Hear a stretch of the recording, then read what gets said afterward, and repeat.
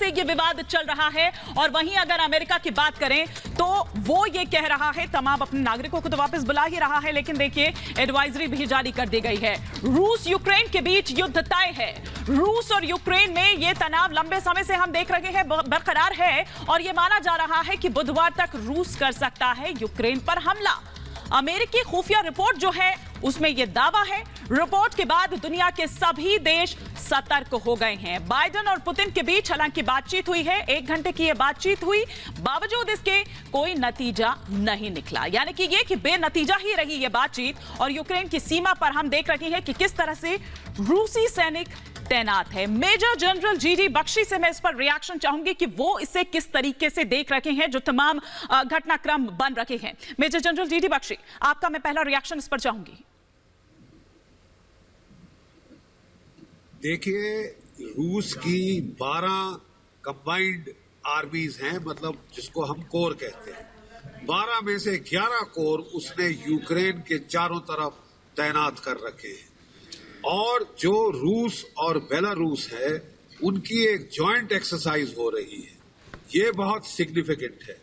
ये बेलारूस का एरिया से रूस डायरेक्टली कीव, जो कि राजधानी है यूक्रेन की, उस पे डायरेक्ट हमला करके उसे तबाह कर सकता है। और रूस की फौजें जो दोनबास रीजन में हैं वो खारकीव की तरफ एडवांस कर सकती हैं। जो रूस की फौजें क्रीमिया में हैं वो जो मारिपोल और ओडेसा के उनकी जो 2 बंदरगाहें हैं उन पर एडवांस कर सकती है और उनकी तैयारी पूरी है। बेलारूस में तो उन्होंने S-400 मिसाइल्स तैनात कर दिए हैं, जिससे पूरा यूक्रेन नो फ्लाई जोन बन गया है। ठीक है। इसका मतलब अमेरिकी और नेटो के जहाज का अंदर आना बहुत मुश्किल है और अमेरिका के पास केवल ऑप्शन केवल और केवल इकोनॉमिक सैंक्शंस है। क्या ये रूस को डिटर करेंगी या नहीं, मैं नहीं समझता। ठीक है, क्योंकि यूरोपीय जो हैं वो नॉर्ड स्ट्रीम बंद नहीं चाहते। उनके अपने कॉन्ट्रैक्ट्स हैं। युद्ध के चांसेस रोज बढ़े जा रहे हैं। बिल्कुल।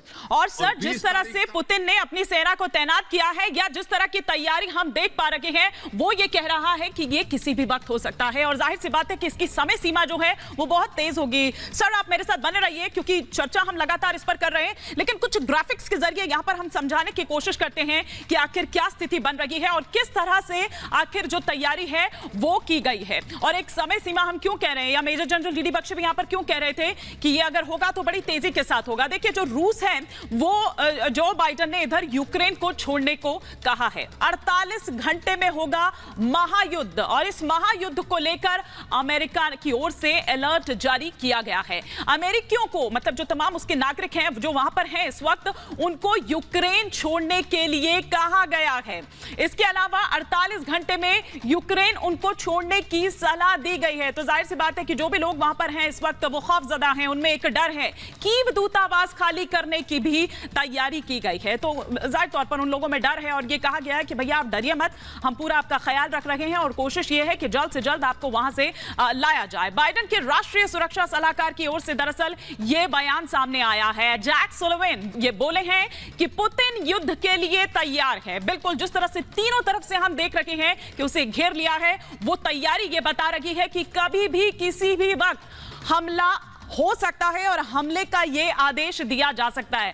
मेजर जनरल जीडी बख्शी लगातार हमारे डिफेंस एक्सपर्ट हमारे साथ बने हुए हैं। सर, यही चीज जो आप यहां पर कह रहे थे कि क्या युद्ध होगा, क्योंकि जिस तरह की तैयारी हम देख रहे हैं और जिस तरह से तीनों तरफ से उसको घेर लिया गया है, वो तो यही बता रहा है कि मतलब बड़ी तेजी के साथ होगा ये और होगा पक्का। देखिए, मैंने जैसे बताया कि 12 में से 11 कोर रूस के यूक्रेन के चारों तरफ तैनात हो गए हैं। इतनी बड़े पैमाने पर फौजी जो हरकत जो है वो कोल्ड वॉर के बाद अब तक नहीं देखी गई। इसका मतलब अगर युद्ध होता है तो बहुत भीषण होगा। रूस की फौज और यूक्रेन की फौज में आपस में कोई मुकाबला नहीं है। यूक्रेन की जो है एयरफोर्स हार्डली 80 जहाजों की है। 1500 से ज्यादा बहुत first top of the line fighter bombers रूस के पास हैं। रूस के पास S-400, S-500 मिसाइल्स हैं, लेटेस्ट टैंक्स हैं, इलेक्ट्रॉनिक वॉरफेयर है और वो साइबर अटैक्स के साथ ये शुरू करेगा।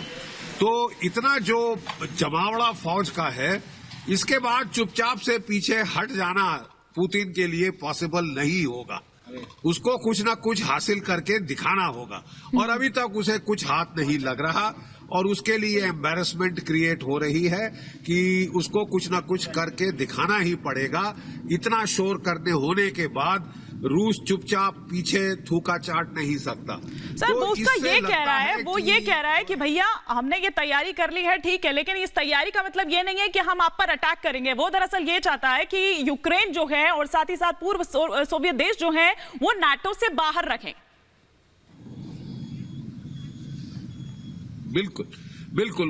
रूस ने, देखिए, जब रूस सोवियत संघ का जो टूटा था उस वक्त नेटो और अमेरिका ने एश्योरेंसेस दिए थे कि वो उसकी तरफ नहीं बढ़ेंगे, नेटो का एक्सपेंशन नहीं करेंगे, लेकिन उन्होंने अपना वायदा बिल्कुल तोड़ दिया था और बिल्कुल पोलैंड शोलैंड पूरे ईस्टर्न यूरोप में आगे बढ़े। और जब उन्होंने यूक्रेन और जॉर्जिया की तरफ निगाहें जमाई तो रूस को बहुत खतरा महसूस हुआ और उसने जॉर्जिया पे तो कब्जा कर लिया। फिर 2014 में उसने क्रीमिया पर कब्जा कर लिया है और अब आप देख रहे हैं कि वो जो है पूर्ण रूप से तैयार है कुछ करने के लिए।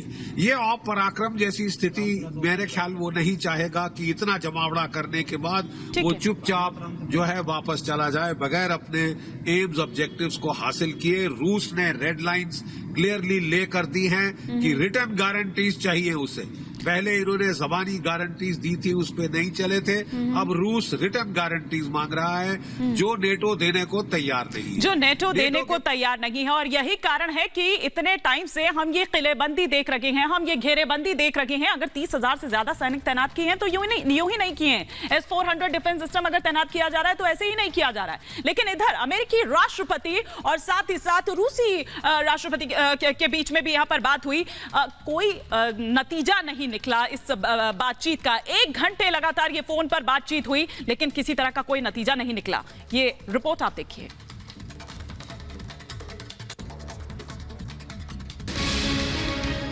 यूक्रेन और रूस के बीच जारी तनाव खत्म होने का नाम नहीं ले रहा है। दोनों देशों के बीच विवाद खत्म कराने की अमेरिकी कोशिश भी बेनतीजा रही, जिसके बाद अब रूस और यूक्रेन के बीच जंग तय मानी जा रही है। यूक्रेन और रूस के बीच तनाव कम कराने के लिए अमेरिकी राष्ट्रपति जो बाइडेन ने रूसी राष्ट्रपति व्लादिमीर पुतिन से फोन पर बात की, लेकिन करीब 1 घंटे तक हुई बातचीत के बाद भी कोई नतीजा नहीं निकल सका।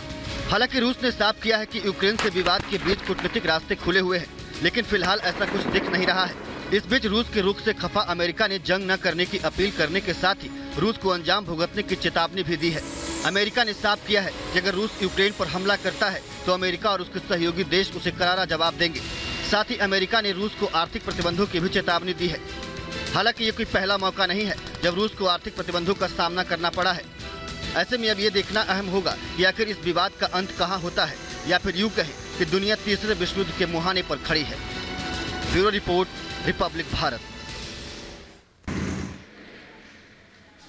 तो लगातार हम इस पर चर्चा कर रहे हैं। मेजर जनरल जीडी बख्शी लगातार हमारे साथ बने हुए थे। बहुत बहुत शुक्रिया सर अपना समय हम तक देने के लिए। लेकिन 48 घंटे जो हैं वो बहुत ज्यादा अहम है और देखिए हम लगातार आपको बता रहे हैं कि किस तरह से रूस ने हर तरफ से, तीनों तरफ से आप ये देखिए कि यूक्रेन को घेर लिया है, उसकी घेरेबंदी कर दी है, किलेबंदी कर दी है, अपने 30,000 से सैनिक जो है वो तैनात कर दिए हैं और पिछले 20 दिनों से ये किलेबंदी लगातार रूस कर रहा है। फाइटर जेट को सीमा पर तैनात कर दिया गया है, परमाणु बम वाली जो मिसाइल है उसको तैनात कर दिया गया है, S-400 एयर डिफेंस भी जो है उसे तैनात कर दिया गया है।